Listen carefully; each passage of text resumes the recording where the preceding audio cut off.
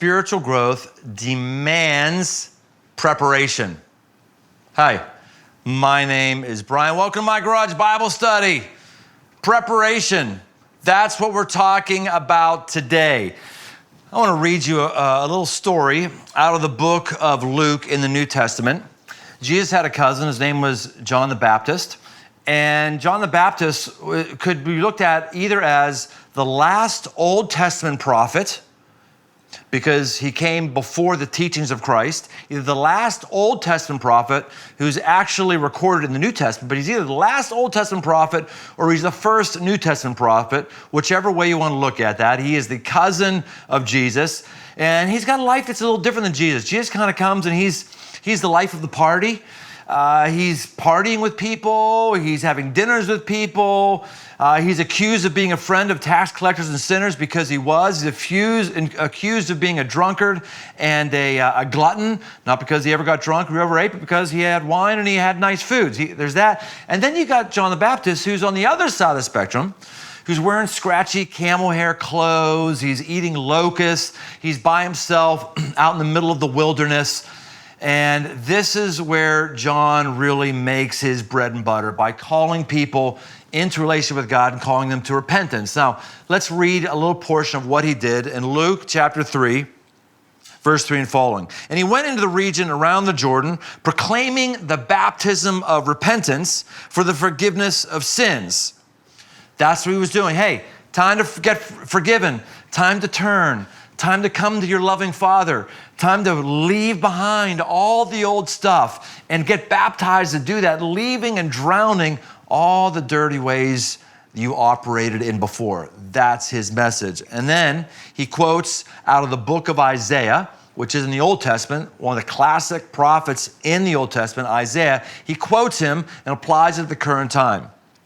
As it's written in the book of the words of Isaiah the prophet, he says, "The voice of one calling in the wilderness, prepare the way of the Lord, make his path straight."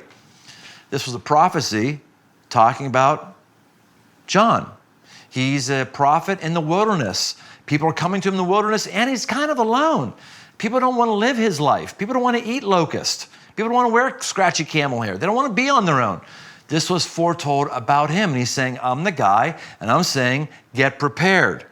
Every valley shall be filled, every mountain and hill shall be made low, and the crooked shall become straight, and the rough places shall be level, and all flesh will see that this is the salvation of God. John says we've got a bunch of hills that are rough to climb up, and you got maybe some rough things in your life that are hard to climb up. He said, hey, when God gets his way, those steep climbs are going to be leveled. And then we've got some valleys we go in. Some of us are maybe in a valley of depression, a valley of some sort of mental illness that we're dealing with. He said, hey, man, those valleys won't be around forever. They will be filled in.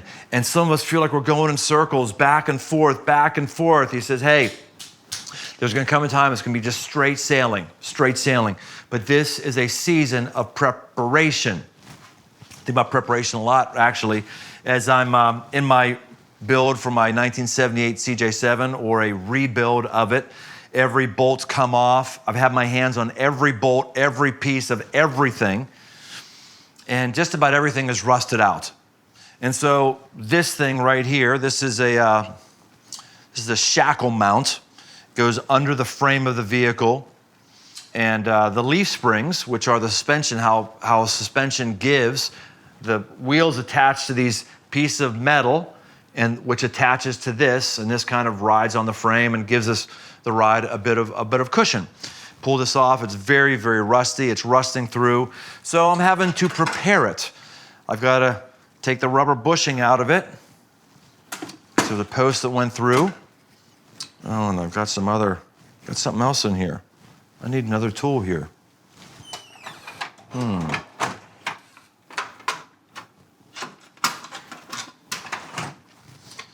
Let's see. There it comes. Yeah. So what I'm doing is, like, I would just like to paint this right now. Just paint it, be done. No, I gotta get the rubber out of there, so I got rust in there. And I'm like, okay, it's out. Let's just paint it. I want right now, I want to paint. We talked about waiting on the Lord. couple episodes ago. We just want it immediately. No, there's a methodical process to go through. I can't just paint this because the rust will still be on it and it will bubble up and push the paint out and it'll all be for naught. So I've got to grind it down to bare metal. I've got to prepare it. And this is my process. My little safety glasses.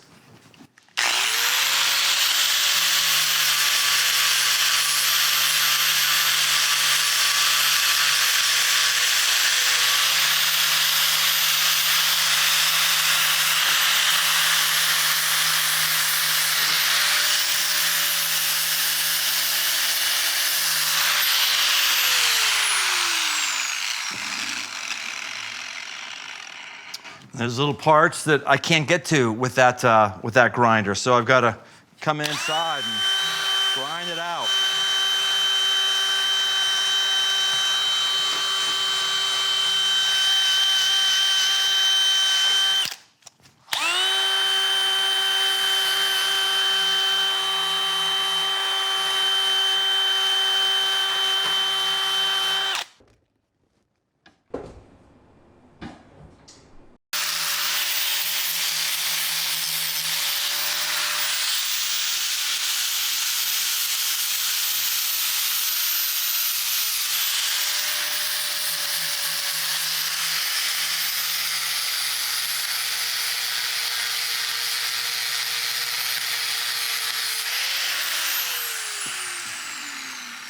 So it looks pretty good.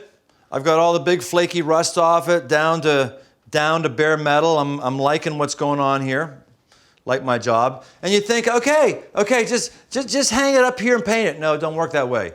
Preparation is not done. When you want to be used by God, you're in preparation mode. He's always preparing you for what's next, and you got to be patient on it. This is not ready. It's not ready to be painted. I'm holding it, and I've got oil on my fingers, and the paint doesn't like to stick to oil. So you got to take some product. I like using acetone.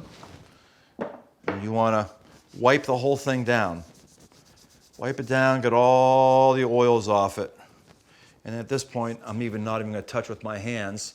I'm just going to use the rag that's filled with acetone. Get in all the little nooks and crannies there. Make sure I'm good. Yeah, I think I'm pretty good there. One more little rub right here.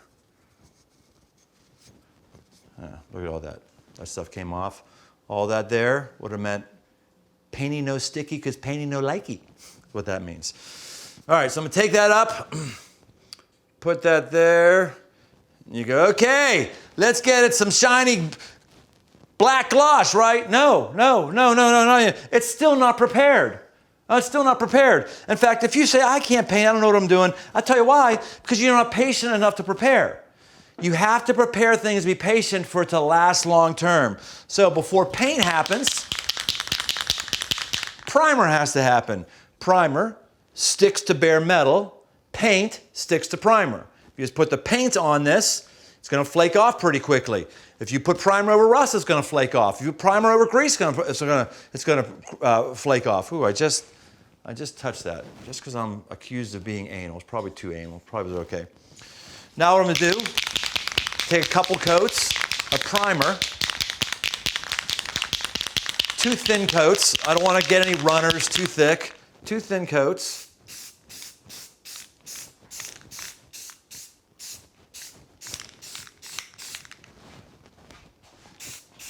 Try to get it inside of all the little crevices.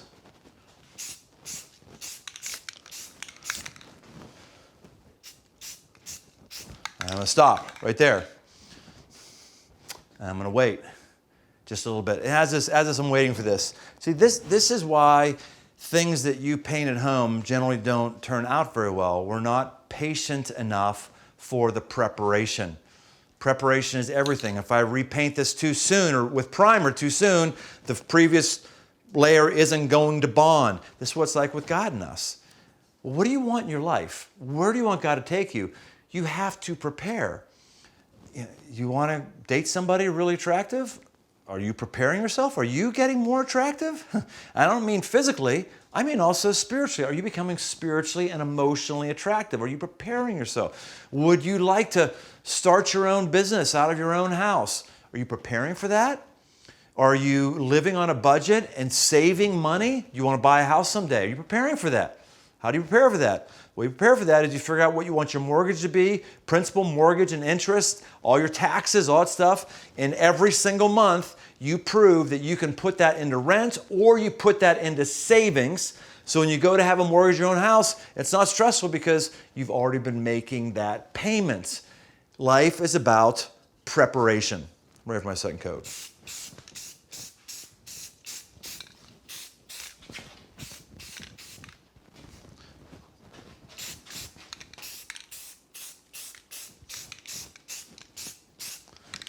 Okay, now I'm gonna let this dry for a little bit.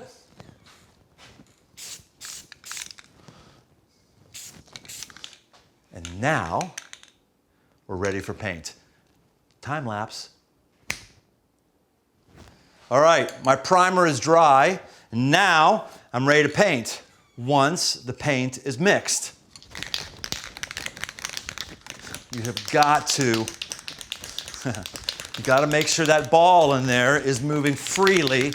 Until it's moving very, very freely, this can isn't prepared to paint. You do it too quickly, it's not going to be mixed, and it's going to look like crap. So, I'm liking what I'm hearing right now. I did a little shaking just before. You ought to do that for a couple minutes, but I kind of pre-shook. And here we go. Let's see how she looks.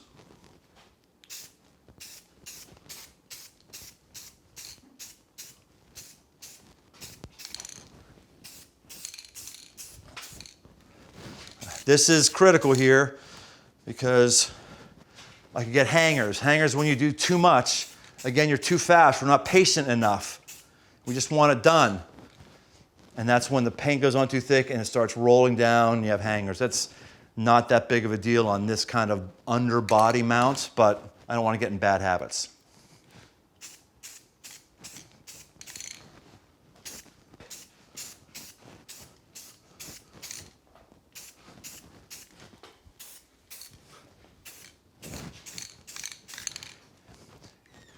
And that, boys and girls, is a body part that's properly prepared and will go years and years without rusting. That's what I want for you. I want you to be properly prepared and go years and years and years without needless heartache or problems because you weren't prepared and with the most fulfilling life possible.